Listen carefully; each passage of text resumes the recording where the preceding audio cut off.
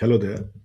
In today's video, I'm going to focus the ISO 14001 2026 version and the three key areas that an external auditor focuses during the ISO 14001 certification. So, in case you are preparing for the 14001 certification, or you may like to know what are the key areas during an ISO 14001 audit that the auditor checks, this video is for you. So let me introduce myself. My name is Syed Arshad Hashmi, and I'm the principal consultant at Core System Consultant based in Houston, Texas, United States.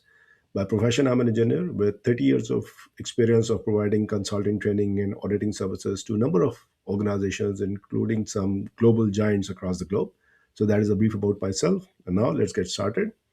So let me take the help of some of the slides that I have prepared so that you can well understand by looking at some of the visuals.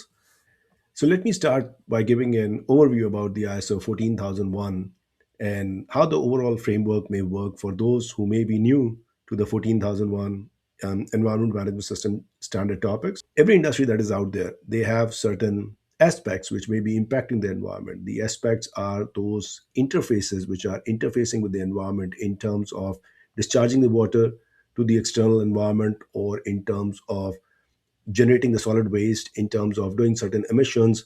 And what happens is that every aspect has an impact to the environment. The impact can be in terms of the air quality, and in terms of the land pollution, in terms of the water pollution, which impacts the biodiversity and the ecosystems and the resource consumption and so on and so forth, which is basically impacting the communities and the ecosystems at large. So the 14,001 is basically comes in between to provide a shield, the shield to the community and the shield to the ecosystem, so that we can ensure the sustainability at our planet.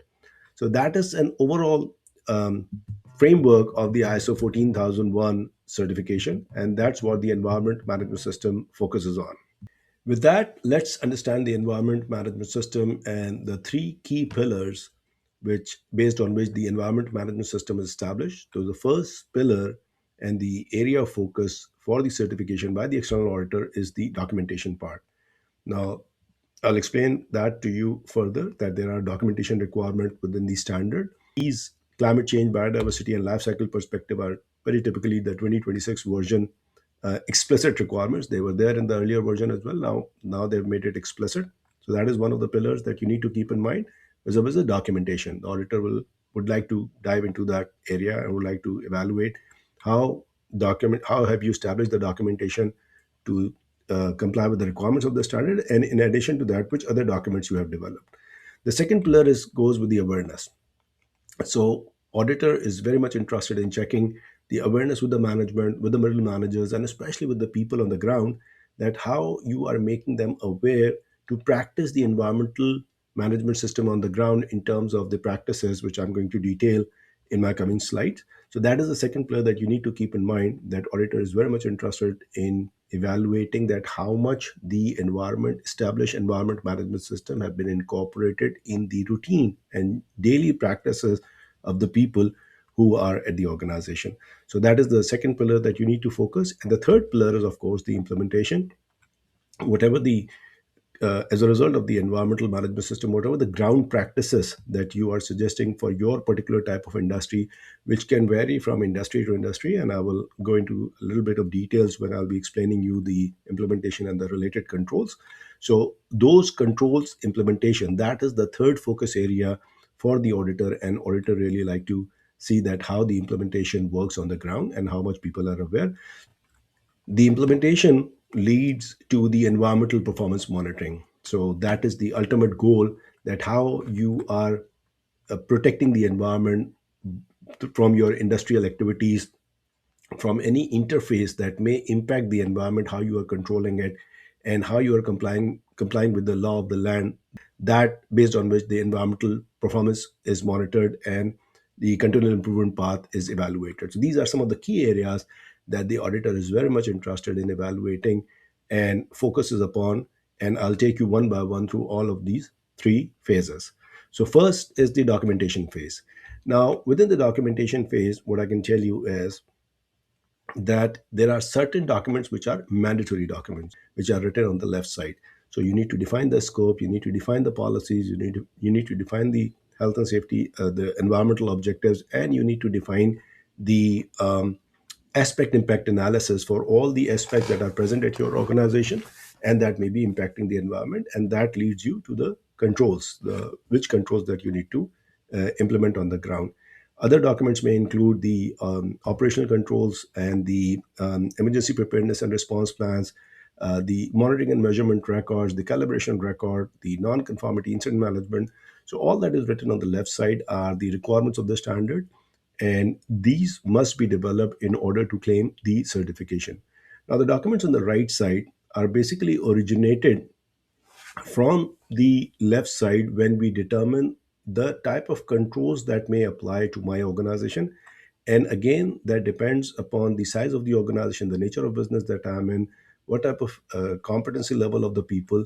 And I can document these practices, which can comprise the resource and waste management controls, emission and discharge controls, hazardous material and safety controls, site and environmental impacts, and system maintenance and change. So all of these controls are, you can document over and above the requirements of the standard, and these are termed as additional documents. Once you define all these documents, that becomes the environment management system for your organization. So auditor is very much interested, and that is basically called the stage one in the certification audit. That first of all, they will visit the site, and they will and they can do it remote as well. They review all your documents, if you have established all the documents as per the requirements of the standard, and which additional documents you have developed, so that they can prepare themselves for the next phase of the audit, which is called stage two audit. The stage two is also called implementation audit. So this is my first pillar, in the which based on which the environment management system is established. And this is the first focus area of the auditor. The second focus area is about awareness. Now, awareness can be focused at three levels. One is the top management, and then the middle management, and then the workforce. Now, with respect to the top management, are they involved with the system or not? Have they been providing resources? Have they been doing management reviews? Are they reviewing the performance of the environment management system? That is all the awareness level. And the best way is are some orientations that through which you can aware your management or involve them into the review meetings or the management review meetings, and that make them aware about the environment management progress. The second tier is the middle managers. Now, middle managers goes a little in depth in terms of the knowledge on the compliance requirement, the legal and regulatory requirement, which are mostly through the EPA, the Environmental Protection Agency, and then the federal EPA and the local EPA as far as the US territory is concerned. And then the middle management should also be aware of the operational controls that are applicable in their particular area, so that they can monitor the people who are out there and performing daily tasks, that are they complying with the environmental practices and they need to be involved in doing the aspect impact analysis and determining the legal requirements and making sure that those requirements and controls are being complied at their within their respective departments. Now, the third part is the workforce. So, how they are doing the waste management, how they are segregating the waste, are they aware of the spill responses, what are they aware of the emergency preparedness and response, so on and so forth. So, all the daily tasks that they are doing in their daily routine work, and in that how the environmental practices are incorporated and how much they are aware of managing and implementing those environmental practices, is an area of focus when the auditors goes on the ground and interview your workforce. And again, this workforce part can be well trained through the training sessions, through daily awareness sessions, through toolbox talks, or whatever the best way that may be suitable or at your organization. But you need to understand that these are the three tiers that you need to make aware before you start implementing the environment management system. And that is the second area of focus for the auditor, that how much the workforce and the people are aware of the EMS at this particular organization. That leads me to the third area, which is the implementation. Now, this is where the actual thing is, where the actual environment management system is practiced on the ground. So it gets from the documents into the action part. And what I've done is that I've made a slide which comprises of 10 key areas. Now, let me explain you this thing that this may or may not be true for some organizations because it totally depends upon the nature of business that you are in. But I try to cover the key areas that auditor is most interested in: a manufacturing environment, in a chemical business, in a textile or garment areas, or in even in a service sector. You can pick and choose whichever applies to you, and how will it go. So you can pick and choose those controls as applicable in your industry. So the first and foremost, which is applicable to every kind of industry, is the waste management.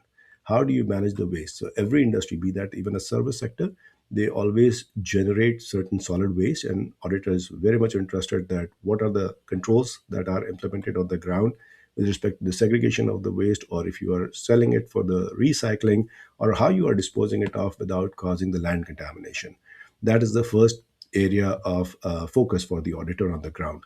The second goes with the chemical management. So in case you're having chemical, especially if you are having hazardous chemical, how you are managing those chemicals. In case of hazardous chemical, are you aware of the legal and regulatory requirements? Are you maintaining those, all the complying with all the legal and regulatory requirements with respect to the hazardous chemical? What are the tests, what are the segregation with the chemicals, and how you're making sure that in case of any spill, you can control it and may not cause the land pollution or the water pollution. Those are all the areas that the auditor will be very much interested in.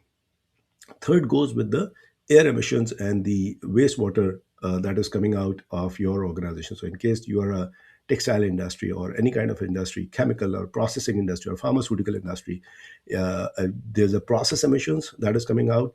The emissions can come out of the chemicals as well. And then there are certain water or the effluents that is coming out. Now, this is a key area where the EPA, the Environmental Protection Agency regulations may apply. So you need to get the awareness about which legal and regulatory requirements are applicable in this particular area, and are we complying? What are the policies? What are the procedures against that? How do we need to comply?